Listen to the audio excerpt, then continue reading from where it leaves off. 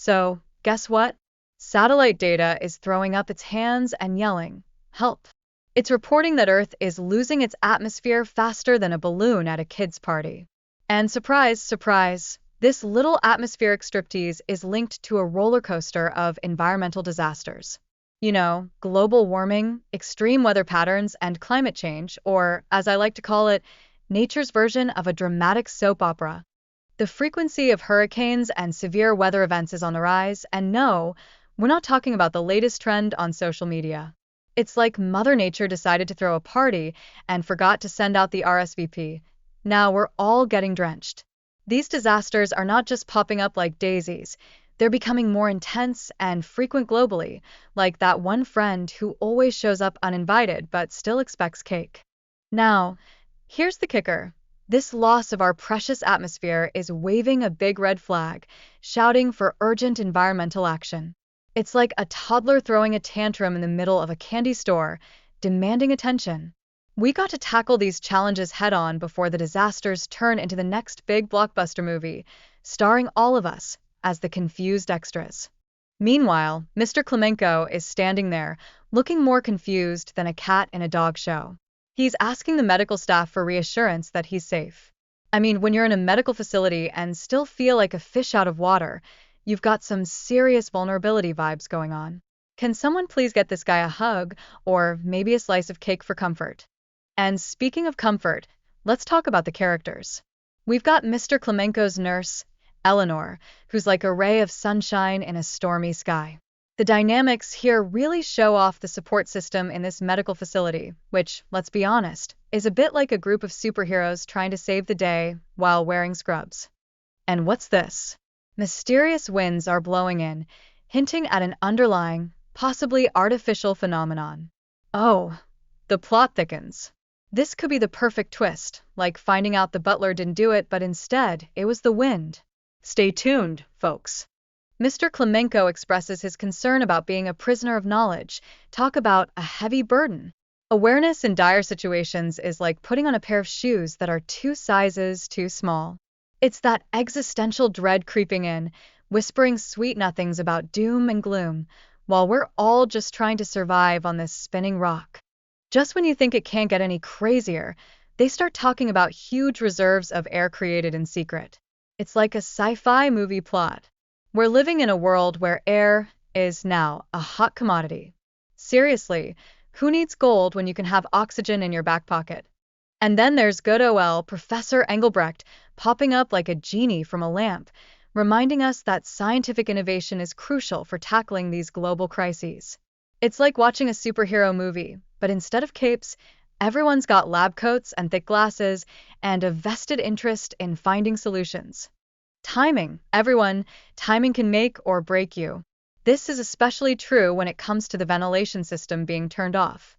The characters need to act quicker than a cat chasing a laser pointer, or they might face some serious complications. No pressure, right? As it turns out, trust issues are running rampant. The characters are more tangled than a pair of headphones in a pocket. Their past grievances are rising like bread dough, making their interactions all the more complicated. Add some emotional baggage, and you've got a recipe for drama. And amid all this chaos, alcohol makes its appearance as the go-to coping mechanism for melancholy. Nothing says, "I can't deal with this," like pouring a drink and hoping for a better tomorrow. It's those little attempts to find solace amidst the chaos that keep us all rolling. Oh, and as if things couldn't get more intense, characters are expressing frustration and feeling bullied. It's like high school all over again. Tensions rise, and deeper issues begin to bubble to the surface, because what's a crisis without a little drama, right? Now, hold on to your seats because trust is at the heart of this tale, especially with a character named Wilms. This trust could rival that of a soap opera couple, all of whom are juggling secrets and the threat of disaster. Decision-making has never been this complicated. Oh, and guess what? A machine that calculates atmospheric fluctuations is making its entrance, like a tech-savvy superhero ready to save the day. It highlights our reliance on technology, proving that in times of crisis, it's not just about brawn, it's about brains and gadgets. As the characters start sweating bullets about the impending disaster, they realize that weather forecasters are the unsung heroes in this saga. Their dialogue reflects the high stakes involved. After all, nobody wants to be the one who forgot to pack an umbrella in a hurricane. And can we talk about air becoming a valuable commodity? Yes, you heard it right. Forget gold and diamonds. We're talking about air becoming the next hottest thing on the market. I can just picture people trading fresh air like it's a rare Pokemon card. It's a wild world we live in. The narrative dives into personal backstories, spotlighting how individuals are affected by this crisis. It's like watching a reality show where everyone's trying to stay afloat while grappling with their own life dramas. Seriously, who needs fiction when reality gives us this level of intensity? Now, the loss of the atmosphere could lead to some serious consequences, like a ticking time bomb with a fuse that's been lit. Immediate action is like that fire alarm going off at a party. It's time to hustle, folks. We need to address this critical issue before it's too late. And just when you thought it couldn't get any crazier, the conversation raises ethical dilemmas about the commercialization of air. Is breathing a basic human right, or will we soon need a subscription? It's a debate that could stir up more drama than a family dinner. And here comes super air technology, like a bright superhero swooping in to save the day.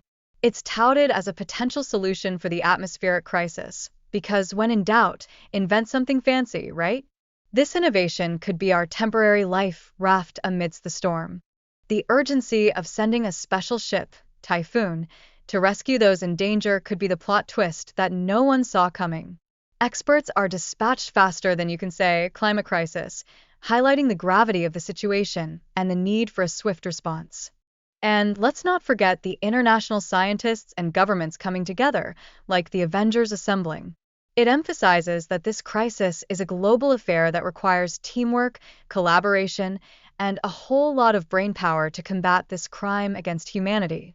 Amidst all the chaos, we've got Nora, showcasing her emotional struggle and personal stakes. Family dynamics play a significant role in motivating actions during this crisis. It's a classic tale of family first, even when the world is falling apart. Now, the professor's control over the emergency situation is raising tensions among the characters, turning this into a high-stakes chess match where everyone is on edge. His refusal to allow anyone in adds to the urgency of the crisis, because who doesn't love a good cliffhanger? And what's this?